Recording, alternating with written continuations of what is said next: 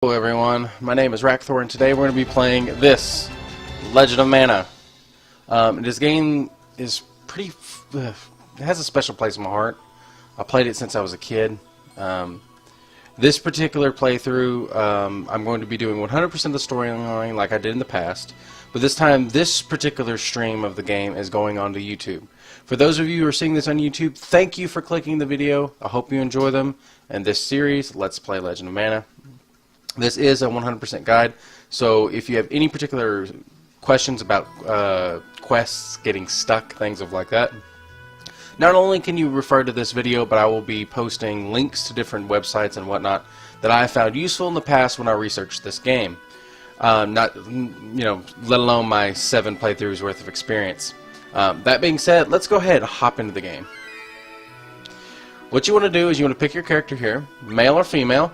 I'm a guy, so I'm going to pick a guy, just because I can. There's a lot of different weapons. This particular weapon, the knife, is extremely fast, doesn't have a lot of damage. As you get into the bigger weapons, they do more damage, but they get slower. Then you get into the medium weapons, I would say. It's got a lot of reach, decent damage, decent speed. The staff, decent damage, decent speed. It feels a little weird though. The glove is a melee weapon. It's as if you have like tiger claws on your fists and you do martial arts. The flail, basically nunchucks. Then you have the bow. I will have to say, out of all my experience, I would say the bow is probably the hardest one to play this game with because of lining up your shots and everything. But it is an interesting playthrough. For us, I would like to start with the good old-fashioned, what I know and love, the two-handed sword. It's kind of slow, but it has such good damage that it's actually quite worth it. Oops. I'm going to be you this game, apparently. Can I back up and do the other? Yeah, okay, cool. I'm just going to go auto. Kval, that sounds cool. Alright, let's go. Alright, for the 100% playthrough, this is actually important, is picking what part of the map you're in. Okay, because some of the artifacts that you place down to spawn the areas, towns, and stuff like that require water. You don't need a lot, you need just a little bit. And you need enough room to place all of the artifacts. So where you want to go is you want to get right here. Right here you'll have the water to the left, the water to the right. If you're up at the top, it's 1, and you're in line properly, it's 1, 2, 3, 3 down. That's where you want to be, in this little spot right here.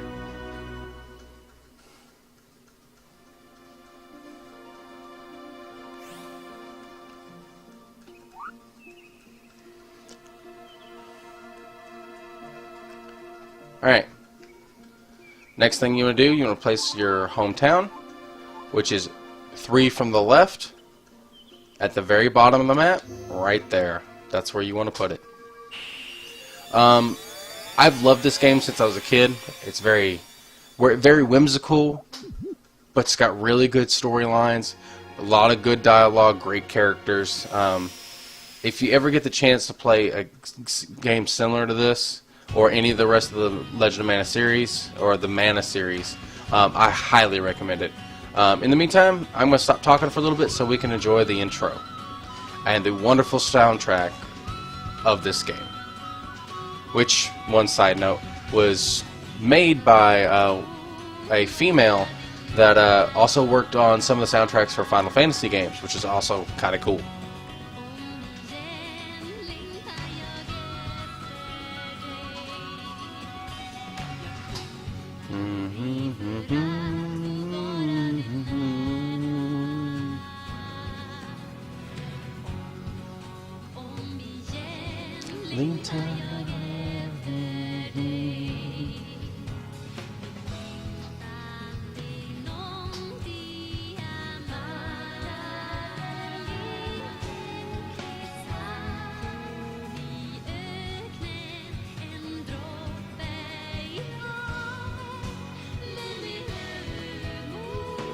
So this was previously, I'm going to give a little bit of storyline of what's happening. That is the mana tree. That is the tree of life, essentially, and it burned to ashes. With it, the mana energy that held the world together also fell apart. So, the mana that was in the world sealed itself into artifacts and relics and things of that nature, which is what you're seeing on the screen now. And after this catastrophe, mages, wizards, countries, things like that fought over these artifacts. And eventually, people, after this great calamity of this, wars based over desire, people forgot how to desire. They avoided it.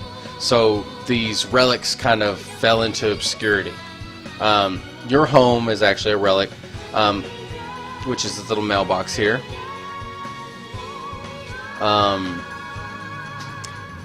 If you want a huge background to what's all happening, in the encyclopedias in the game that you will earn through doing missions and whatnot, there's actually one encyclopedia that you have in your home that is a 100-page story that gives you an entire backstory of to what's going on in the history of this game, from the beginning all the way up to this moment right here. I highly suggest reading it. It's a bit of a hefty read because, well, it's a 100-page book in a video game. It's 10 chapters, 10 pages a piece, but I think it's well worth it if you're interested in that sort of thing. Because of this graphical glitch that just spawned on the right-hand side of my screen, I'm going to have to reset the game. So this is introduction to the game, and thank you for joining me. Once we get into game, we're going to save it, we're going to start a new video, and then we'll get started. 9 centuries ago, the mana tree burned to ashes. The power of mana lived on inside mana stones, enchanted instruments, and artifacts. Sages fought with each other for control of these last remnants of mana. Then, after hundreds of years of war, as the power of mana began to wane, those who sought it grew scarce, and the world returned to peace. Like I said prior.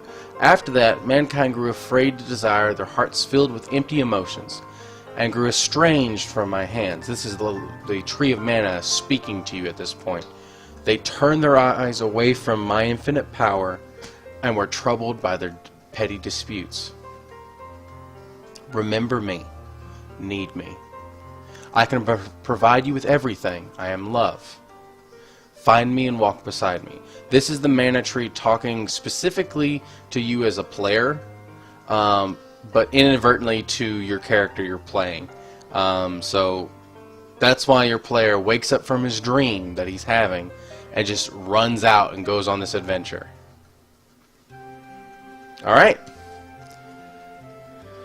This is going to be the end of the first video. I'm going to quit my stream here and then restart it so we can go ahead and get started with the rest of the video so I can get rid of this annoying graphical glitch on the right hand side of the screen. This is where you can save. You walk up to your bed. You click on it and you can save. For those who are running this on an emulator, for those of you running this on home, for those on an emulator, you can connect with other players and actually, if you do it right, play it 2-player. For those at home who have the actual disc, like myself, this is a 2-player game. All you have to do is click here, click 2P controller, and go to controller mode. So if the person next to you has a controller, once you have a follower in the game, they can be able to control that follower. That being said, thank you guys. I appreciate you watching. Y'all have a good one.